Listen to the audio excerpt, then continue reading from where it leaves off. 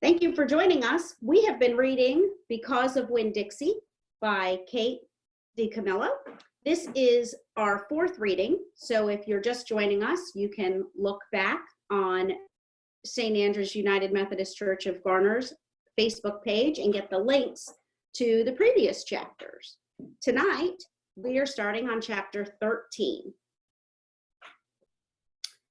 Me and Winn Dixie got into a daily routine where we would leave the trailer early in the morning and get down to Gertrude's Pet in time to hear Otis play his guitar music for the animals. Sometimes Sweetie Pie snuck in for the concert too.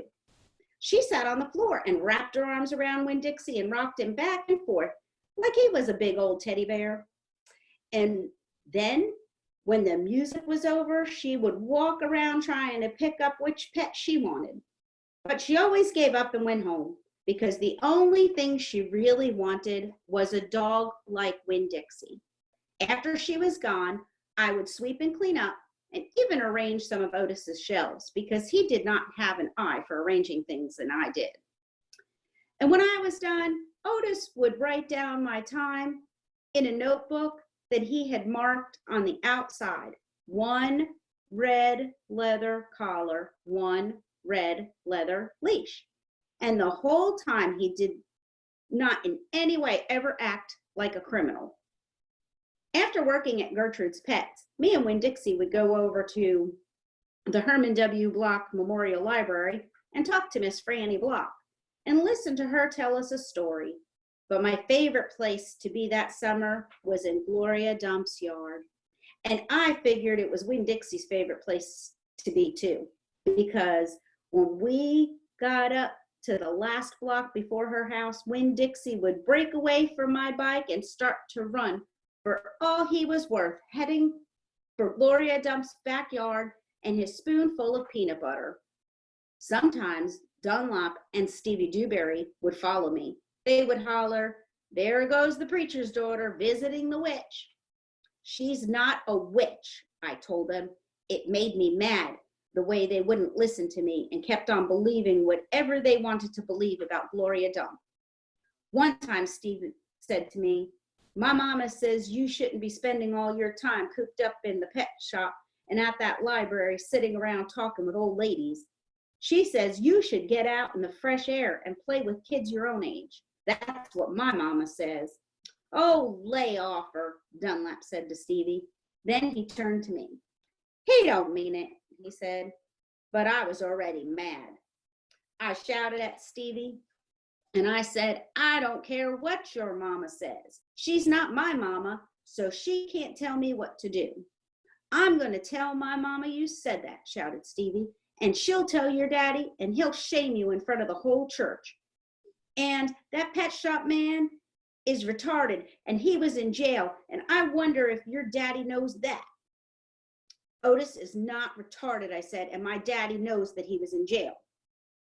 That was a lie, but I didn't care. "And you can go ahead and tell on me if you want, you big bald-headed baby." I swear it about wore me out yelling at Dunlap and Stevie Dewberry every day. By the time I got to Gloria Dump's yard, I felt like a soldier who had been fighting in a hard battle. Gloria would make me a peanut butter sandwich straight off, and then she would pour me a cup of coffee with half coffee and half milk, and that would refresh me. "Why don't you play with them boys?" Gloria asked me. "Because they're ignorant," I told her. "They still think you're a witch. It doesn't matter how many times I tell them you're not." "I think they are just trying to make friends with you in a roundabout way," Gloria said. "I don't want to be their friend," I said. "It might be fun having them two boys for friends." "I'd rather talk to you," I said. "They're stupid and mean, and they're boys." Gloria would shake her head and sigh, and then she would ask me what was going on in the world, and did I have any stories to tell her, and I always did. Chapter 14. Sometimes I told Gloria the story Miss Franny Block had just told me, or I imitated Otis tapping his pointy-toed boots and playing for all the animals, and that always made her laugh. And sometimes I made up a story, and Gloria Dump would listen to it all the way through from beginning to end. She told me she used to love to read stories, but she couldn't anymore because her eyes were so bad. Can't you get some really strong glasses? I asked her. Child, she said, they don't make glasses strong enough for these eyes. One day, when the storytelling was done, I decided to tell Gloria that Otis was a criminal. I thought maybe I should tell an adult about it, and Gloria was the best adult I knew. Gloria, I said. Mm-hmm, she said back. You know Otis. I don't know him, but I know what you tell me about him. Well, he's a criminal. He's been in jail. Do you think I should be afraid of him? For what? I don't know. For doing bad things, I guess. For being in jail. Child, said Gloria, let me show you something. She got up out of her chair real slow and took hold of my arm. Let's the two of us walk all the way to the back of this yard. Okay, I said. We walked, and Winn-Dixie followed right behind us. It was a huge yard, and I had never been all the way back in it. When we got to the big old tree, we stopped. Look at this tree, Gloria said. I looked up. There were bottles hanging from just about every branch. There were whiskey bottles and beer bottles and wine bottles all tied on with string, and some of them were clanking against each other and making a spooky kind of noise. Me and Winn-Dixie stood and stared at the tree, and the hair on the top of his head rose up a little bit, and he growled deep in his throat. Gloria Dump pointed her cane at the tree.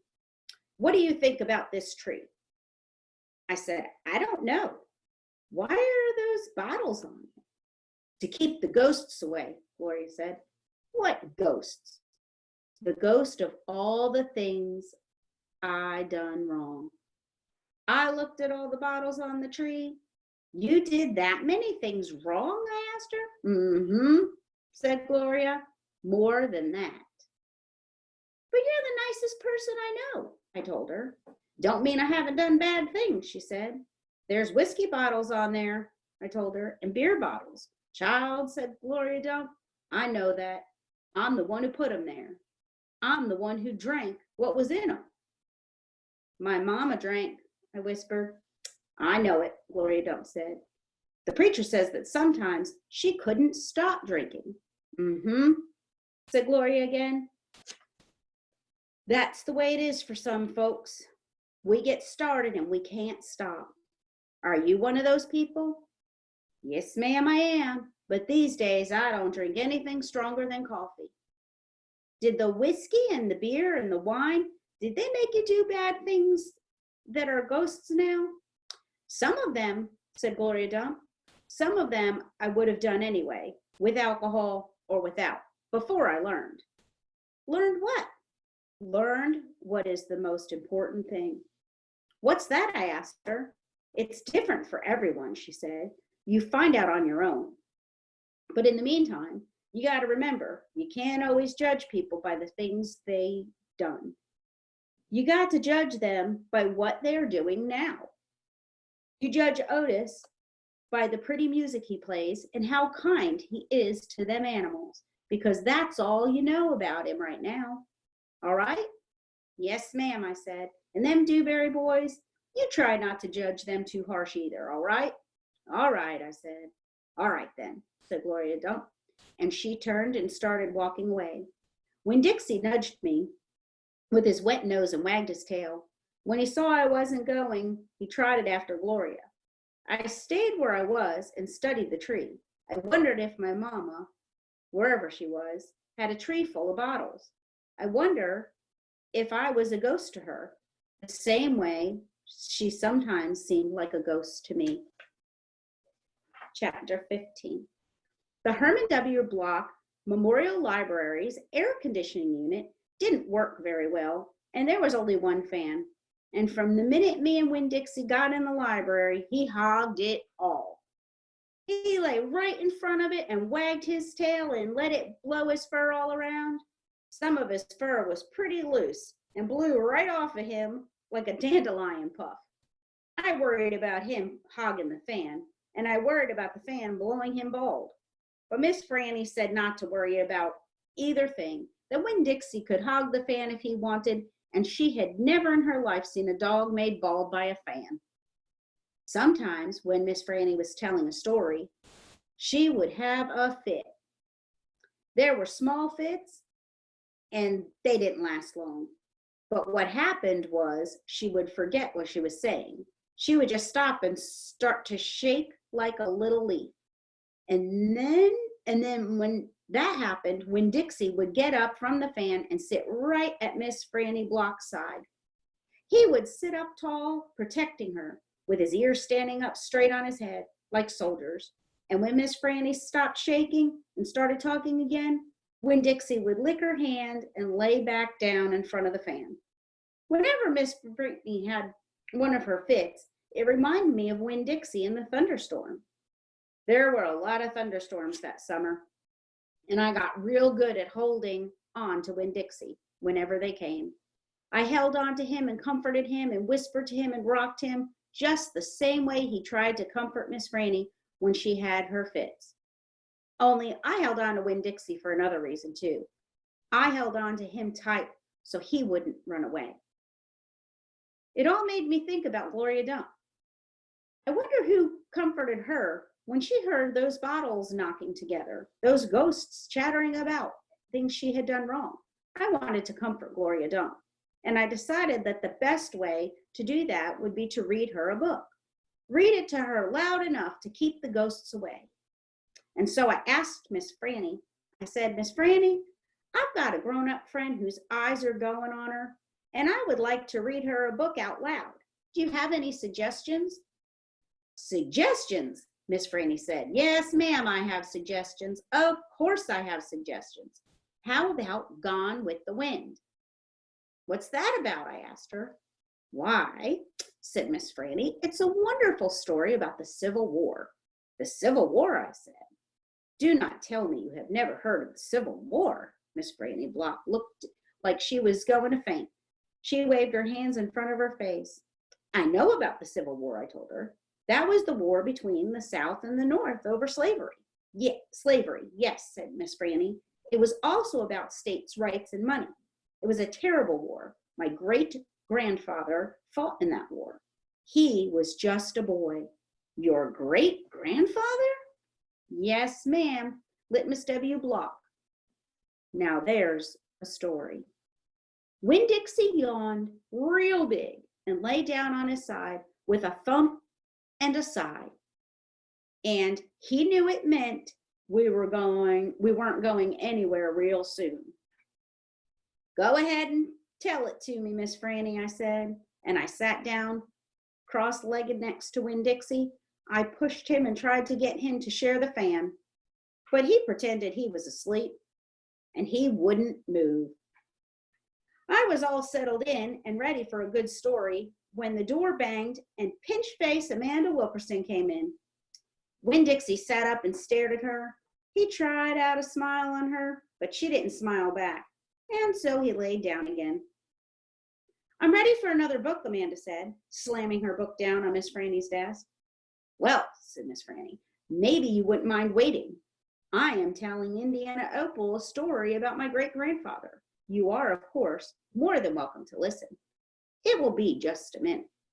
Amanda sighed a real big, dramatic sigh and stared past me. She pretended like she wasn't interested, but she was. I could tell. Come sit over here, said Miss Franny. I'll stand, thank you, said Amanda. Suit yourself, Miss Franny shrugged. Now, where was I? Oh, yes, Litmus W. Block. Chapter 16. Litmus W. Block was just a boy when the firing on Fort Sumter occurred, Miss Franny Block said as she started in on her story. Fort Sumter? I said. It was the firing on Fort Sumter that started the war, said Amanda. Okay, I said. I shrugged. Well, Litmus was 14 years old. He was strong and big, but he was still just a boy. His daddy, Artley W. Block, was already enlisted. Litmus told his mama that he could not stand by and let the South get beat. And so he went to fight too. Miss Franny looked around the library and then she whispered, men and boys always want to fight. They are always looking for a reason to go to war. It is the saddest thing. They have this abiding notion that war is fun, and no history lesson will convince them differently. Anyway, Litmus went and enlisted. He lied about his age. Yes, ma'am. Like I said, he was a big boy, and the army took him, and Litmus went off to war, just like that. Left behind his mother and 3 sisters. He went off to be a hero. But he soon found out the truth. Miss Franny closed her eyes and shook her head. What truth? I asked. Why, the war is hell, Miss Franny said, with her eyes closed. Pure hell. Hell is a cuss word, said Amanda. I stole a look at her. Her face was pinched up even more than usual.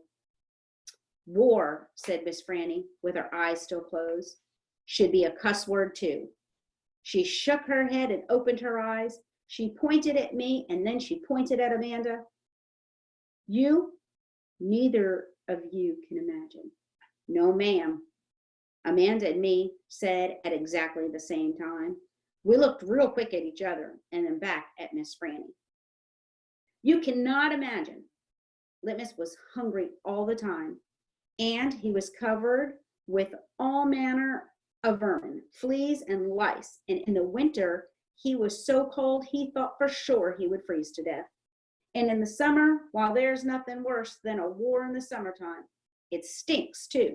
And the only thing that made Litmus forget that he was hungry and itchy and hot and cold was that he was getting shot at. And he got shot at quite a bit. And he was nothing more than a child. Did he get killed? I asked Miss Franny. Good grief, said Amanda, and she rolled her eyes. No, Opal, said Miss Franny. I wouldn't be standing in this room telling this story if he was killed. I wouldn't exist. No, ma'am, he had to live. But he was a changed man. Yes, ma'am, a changed man. He walked back home when the war was over. He walked from Virginia all the way back to Georgia. He didn't have a horse. Nobody had a horse except for the Yankees. He walked. And when he got home, there was no home there. Where was it? I asked. I didn't care if Amanda thought I was stupid. I wanted to know. Why, Miss Franny shouted so loud that Winn, Dixie, and Amanda Wilkinson and me all jumped. The Yankees burned it. Yes, ma'am. Burned it to the ground. What about his sisters? Amanda asked. She moved around the desk and came and sat on the floor. She looked up at Miss Franny. What happened to them? Dead. Dead of typhoid fever. Oh, no, Amanda said in a really soft voice. And his mama? I whispered. Dead too. And his father? Amanda asked. What happened to him? He died on the battlefield. Miss Litmus was an orphan, I asked. Yes, ma'am, said Franny Block.